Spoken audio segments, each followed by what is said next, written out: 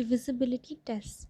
किसी भी नंबर को हम अगर किसी दूसरे नंबर से डिवाइड करना चाहें तो बहुत से नंबर्स के लिए हमारे पास कुछ ट्रिक्स होती हैं जो हम यूज़ कर सकते हैं। हमको हर नंबर को उससे डिवाइड करके देखने की ज़रूरत नहीं है। हम इन ट्रिक्स को यूज़ करके या फिर इन टेस्ट को यूज़ करके पता कर सकते हैं कि एक नंबर दूसरे नंबर से डिविजिबल होता है या नहीं।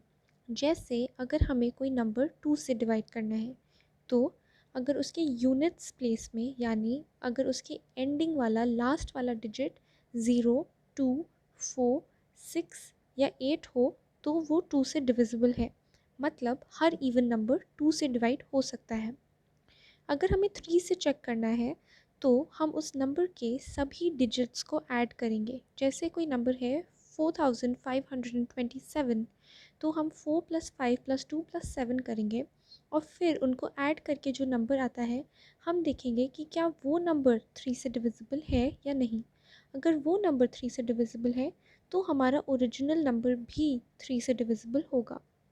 अगर हमें 4 से डिवाइड करना है तो जैसे हमने 2 से डिवाइड करने के लिए लास्ट का डिजिट देखा था वैसे ही हम 4 से डिवाइड करने के लिए लास्ट के 2 डिजिट्स देखते हैं।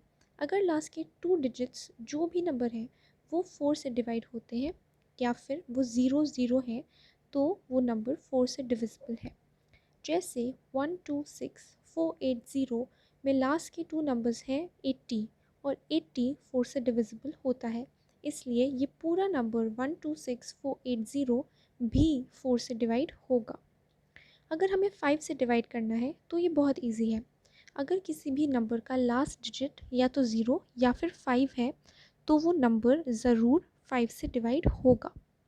अगर हमें 6 से डिवाइड करना है तो 6 किससे बनता है? 2 × 3 6 होता है। मतलब अगर कोई भी नंबर 2 से भी डिविजिबल हो यानी उसके यूनिट्स में 0, 2, 4, 6, 8 हो और वो 3 से भी डिविजिबल हो मतलब उसके डिजिट्स ऐड करके वो 3 से डिवाइड हो रहा है मतलब वो 2 और 3 दोनों से डिविजिबल है तो वो 6 से भी डिवाइड हो जाएगा। जैसे 3516 ये 2 से डिविजिबल है क्योंकि ये एंड में 6 आता है और ये 3 से भी डिविजिबल है इसलिए ये नंबर 6 से डिवाइड होगा। अगर हमें चेक करना है कि कोई नंबर 7 से डिविजिबल है या नहीं तो हम ये ट्रिक लगाएंगे।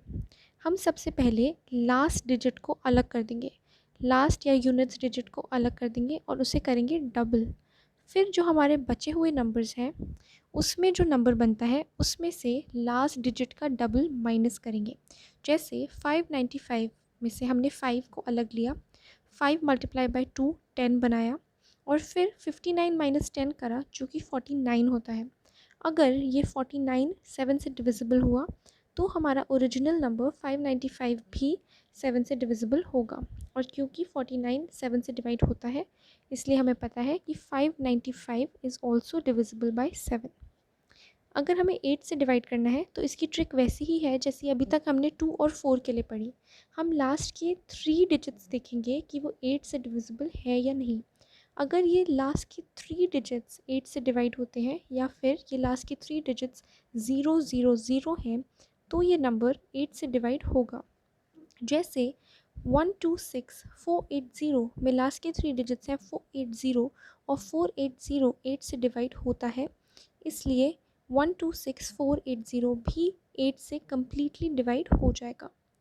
डिवाइड बाय 9 करने के लिए हमें वैसे ही करना है जैसे हमने 3 के लिए किया था। मतलब हम सभी डिजिट्स को ऐड करेंगे, उनको ऐड करके जो नंबर आता है अगर वो 9 से डिविजिबल है तो जो हमारा ओरिजिनल नंबर है वो भी 9 से डिविजिबल होगा।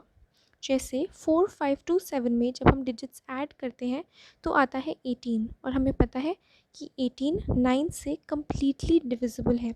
इसका मतलब 4527 भी 9 से कम्प्लीटली डिविजिबल है। अगर हमें कोई नंबर 10 से डिवाइड करना है तो इसकी ट्रिक आई थिंक हम सब अभी तक जानते होंगे। किसी भी नंबर में अगर लास्ट डिजिट 0 होता है तो वो नंबर 10 से डिवाइड हो जाता है। लास्ट हम देखते हैं 11 से डिवाइड करना। अगर हमें देखना है कि कोई नंबर 11 से डिवाइड हो पा रहा है या नहीं हो पा रहा है तो हम क्या करेंगे? हम सबसे पहले लेंगे ऑड प्लेस में जो डिजिट्स हैं उनको ऐड करेंगे। जैसे 8459 में ऑड प्लेस के पे क्या है 1 राइट से अगर काउंट करें 1 पे है 9 और 3 पे है 4, तो 9 और 4 को ऐड करके 13 आया। फिर हम इवन प्लेस के डिजिट्स देखेंगे, यानी 5 और 8। 5 और 8 को जब हम ऐड करेंगे तो आएगा 13।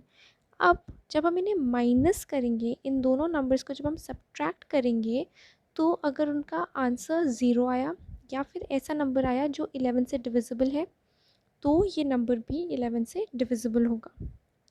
हमें याद रखना है कि कोई भी नंबर अगर एक दूसरे नंबर से डिविजिबल है तो वो उसके फैक्टर से भी डिविजिबल होगा।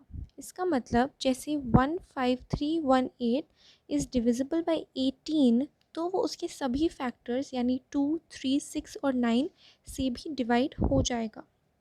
हमको ये भी याद रखना है कि अगर कोई नंबर किन्हीं दो को प्राइम नंबर्स से डिवाइड होता है, मतलब को प्राइम नंबर्स वो होते हैं जिसमें कोई भी कॉमन फैक्टर नहीं होता, उनका कॉमन फैक्टर सिर्फ 1 होता है। तो अगर कोई नंबर दो को प्राइम नंबर्स से डिवाइड होता है तो वो उन को प्राइम नंबर्स के प्रोडक्ट या फिर उनको मल्टीप्लाई करके जो नंबर आता है उनसे भी डिविजिबल होगा। नेक्स्ट हमको ये देखना है कि अगर दो नंबर्स किसी नंबर से डिवाइड हो पा रहे हैं तो उन दोनों नंबर्स को जब हम ऐड करेंगे वो भी उस नंबर से डिवाइड हो सकता है। और उसी तरह अगर कोई दो नंबर्स किसी दूसरे नंबर से डिवाइड हो पा रहे हैं तो जब हम उनका डिफरेंस निकालेंगे, जब हम उन्हें माइनस करेंगे, तो जो नंबर आएगा वो भी ओरिजिनल नंबर से डिवाइड हो पाएगा।